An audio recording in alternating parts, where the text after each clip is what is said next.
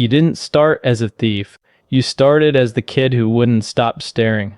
At 14, your art teacher takes your class to the city museum on a Tuesday morning. The other kids are bored within 20 minutes. They drift toward the gift shop, toward their phones, toward each other. But you stop in front of a Caravaggio, a small one. Dark and dramatic, not even the famous piece. And you can't move. You don't know why. You don't have the language for it yet. You just know that someone put something real into that canvas. Something that took a whole life to understand. You spend the next 40 minutes standing in front of it. The teacher has to come find you. At 18, you get into a mid-tier art school on partial scholarship. You're not the most talented student there, not by a long way. But you're the most obsessed. You know the provenance of works before you know the artist's birthday. You understand that a painting isn't just an object, it's a record. Every brushstroke is a decision. Every decision is a version of the truth. You graduate. You don't find a gallery. The galleries don't find you. So you do what every broke art school graduate does. You get a job at a museum.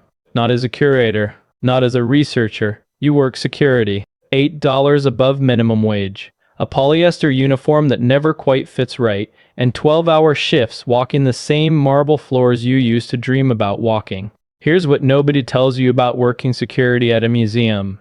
You learn everything. You learn which cameras have a 0.8-second lag on their rotation cycle. You learn which guards take lunch at 1:15 and which ones stretch it to 1:45. You learn that the motion sensors on the East Wing were installed in 1998 and haven't been upgraded since. You learn that the loading dock gets a different crew every Thursday because the regular guy has dialysis. You learn that the director's office has no camera because the director didn't want anyone watching her make phone calls. You're not planning anything, not yet. You're just a person who pays attention. You meet Laszlo on a Sunday afternoon in November. He comes in alone. Expensive coat, quiet shoes. He spends 40 minutes in the Dutch master's wing and asks you, when you're standing nearby, whether you think the Vermeer is genuine. You tell him it's authenticated 3 times over. He says authentication is a story institutions tell themselves. He says the painting was purchased by the museum's founder in 1912 from a dealer who sourced it from a Hungarian estate sale after the war. He says there's a 17-year gap in its provenance that nobody wants to talk about. You don't know what to say. You didn't know any of that. He gives you a card, not a business card, just a name and a number, handwritten. He says he consults for private collectors and he's looking for someone with your specific combination of skills. You don't call for 6 weeks. Then your landlord raises the rent by $400 a month and your student loan deferment ends, and you call. Laszlo doesn't offer you a job, he offers you an education. The real one. The one nobody teaches in a classroom. He teaches you that most security systems aren't designed to stop professionals. They're designed to stop amateurs. They're designed to create enough friction that someone without patience gives up and walks away. Patience, Laszlo says, is worth more than any tool you could carry through a door. He teaches you the language of insurers. He teaches you how private collectors think about risk. He teaches you that the most valuable stolen painting in the world is worth exactly $0 because nobody can sell it, unless you already have a buyer before you take it. He teaches you that the thieves who get caught are the ones who improvise. The ones who don't get caught plan for 18 months before they walk through a door. ACT. The first job, your first job is in a museum. It's a private estate in Connecticut. A hedge fund manager bought a Basquiat at auction in 2018 for $7.2 million. He keeps it in a room he uses for exactly one thing, impressing people at dinner parties. The room has a single camera positioned for the door, not the painting. The alarm system is smart home linked, meaning it connects to the same Wi-Fi network as his Tesla and his thermostat in his refrigerator. Laszlo has a contact who handles the network side. You handle the physical side.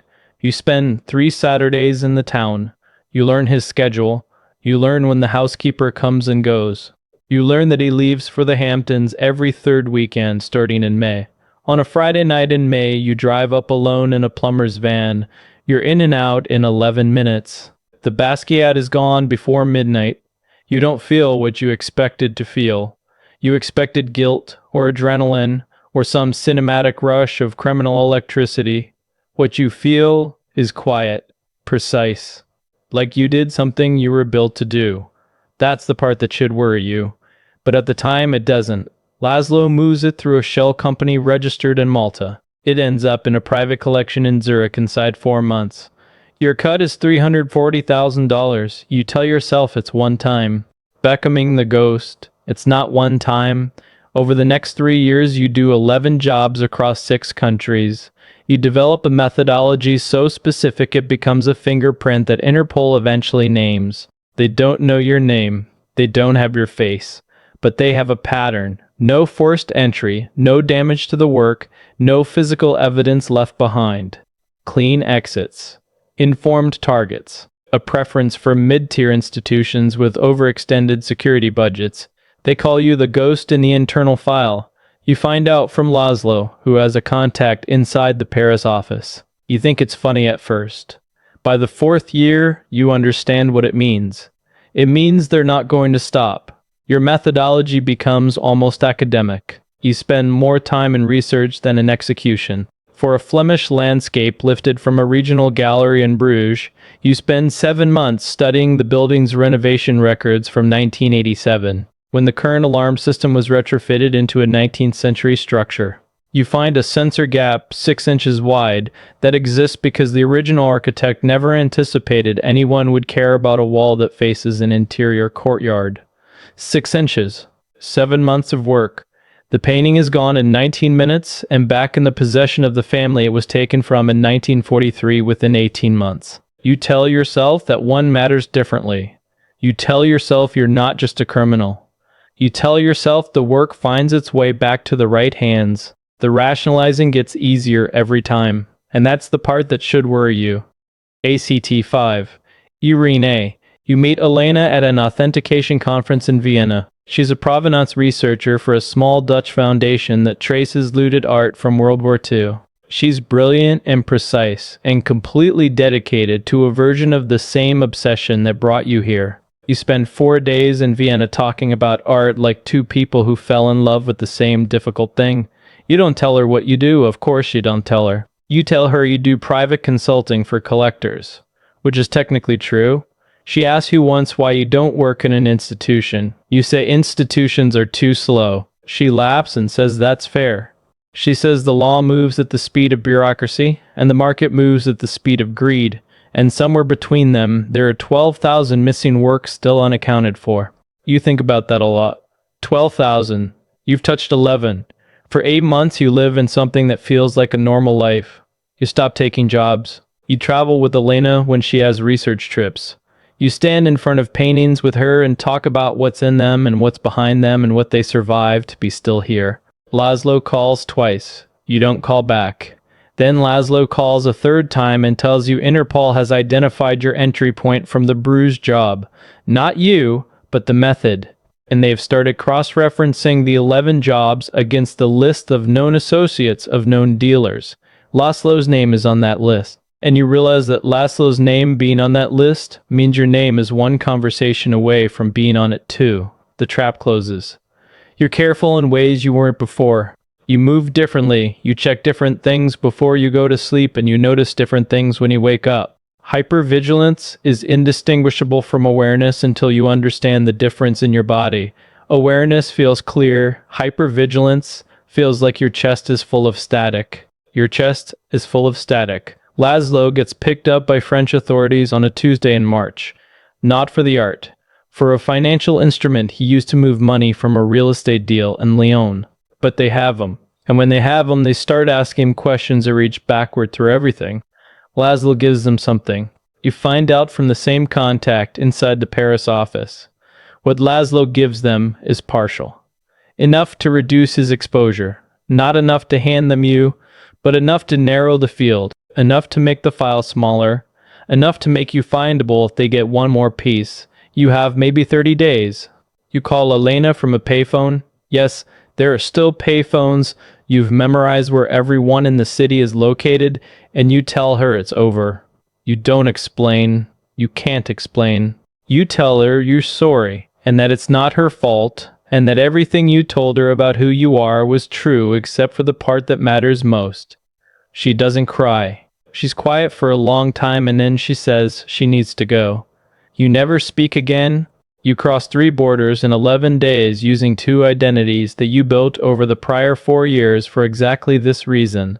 You are thorough even in your exits, especially in your exits. ACT 7.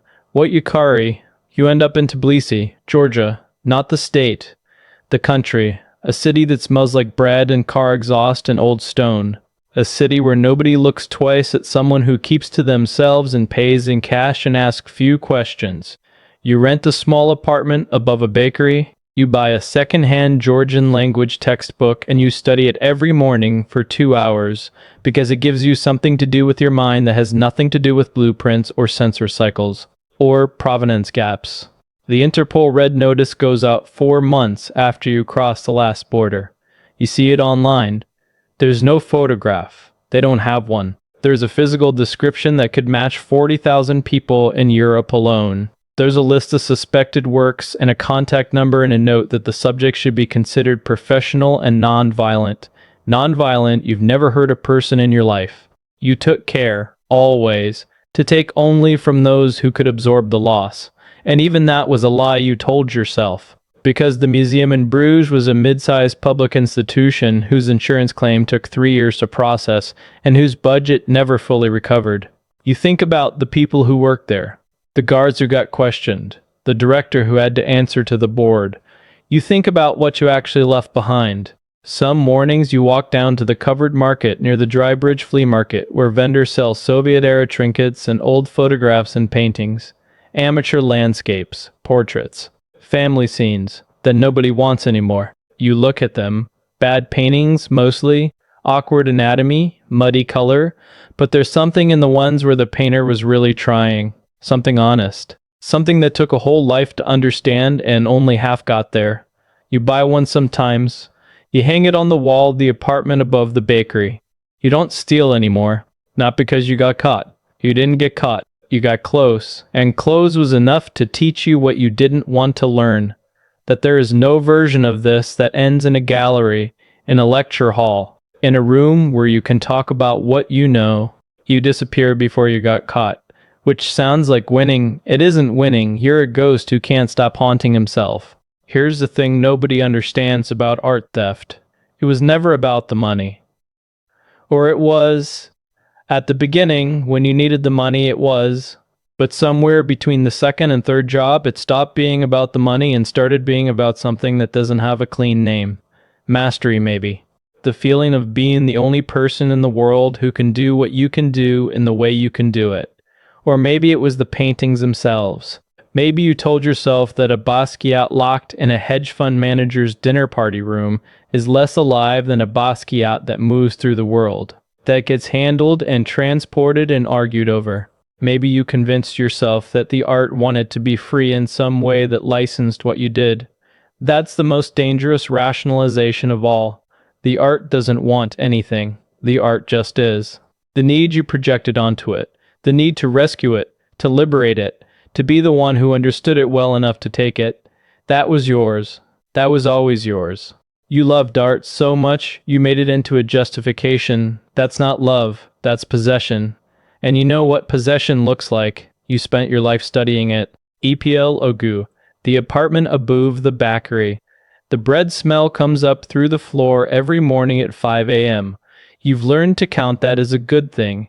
You have a name now that isn't your name. You have a life that fits around a person who doesn't quite exist. You have 11 paintings hanging in private rooms across 3 continents that carry your fingerprints, invisible fingerprints, methodological fingerprints, and a red notice with no photograph that gets colder by the month. You have a Georgian language textbook and a second-hand painting of a mountain scene that the artist clearly struggled with, where the peaks are slightly off-center and the light source is inconsistent, but where something human and stubborn and real came through anyway. You look at it every morning. You think about that teacher who had to come find you in front of the Caravaggio at 14. You think about what she would say if she knew. You think she would say, you never learn the difference between loving a thing and needing to own it. She would be right, the bread smell rises. You make coffee. You open the textbook. Another day, borrowed from someone else's name, but the 12,000 looted artworks still unaccounted for from World War II. Those are real. The institutions that don't update their security systems for decades, those are real. And the kid who stands too long in front of a painting and wants something from it they can't name, that's real too. That part is everywhere. If this one made you think, drop a comment. Tell me which version of the exit you think he made, and